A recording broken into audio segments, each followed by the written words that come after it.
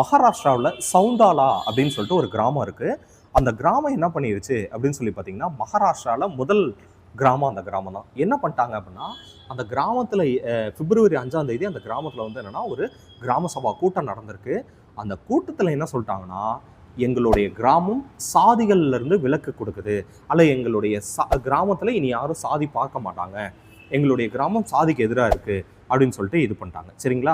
இதுக்கு முன்னாலே இது ரொம்ப ஒரு முற்போக்கான ஒரு கிராமம். ஏன்னா 2024 அவங்க என்ன சொல்லிட்டாங்க அப்படின்னு சொல்லி பார்த்தீங்கன்னா, இந்த பெண் அடிமைத்தனம், அதுக்கப்புறமேட்டு மூட நம்பிக்கைக்கு எதிராக இருக்கிறது, அப்புறம் கிராமங்களுக்குள்ளார புழங்கக்கூடிய கெட்ட வார்த்தையை பேசாமல் இருக்கிற மாதிரி எல்லாம் வந்து என்னன்னா அவங்க ஒரு முன்னோடியான விஷயத்தை எடுத்து அவங்க வந்து கொண்டு போயிட்டு இருந்தாங்க. இப்போ என்ன சொல்லிட்டாங்கன்னா, அந்த கிராம மக்கள் யாரும் சாதி பார்க்காம இருக்கணும் அப்படின்ட்டு அந்த கிராம சபை ஒரு தீர்மானத்தை நிறைவேற்றியிருக்கு. சரிங்களா? ஸோ அதை எப்படி சொல்கிறாங்க அப்படின்னு சொல்லி பார்த்தீங்கன்னா, அந்த தீர்மானம் பேர் என்ன அப்படின்னு சொல்லி பார்த்தீங்கன்னா, ஆம்ச்சி ஜாட் மனாவ் அப்படின்னு சொல்லிட்டு ஒரு தீர்மானத்தை நிறைவேற்றினாங்க. அந்த தீர்மானம் என்ன அப்படின்னா, மை கேஸ்ட் இஸ் ஹியூமனிட்டி, என்னுடைய சாதி என்பது மனிதாபிமானம் அப்படின்னு சொல்லிட்டு அங்கே இருக்கிற எல்லாருமே வந்து என்னன்னா உறுதிமொழி எடுத்து அதை பின்பற்ற ஆரம்பிச்சிட்டாங்க.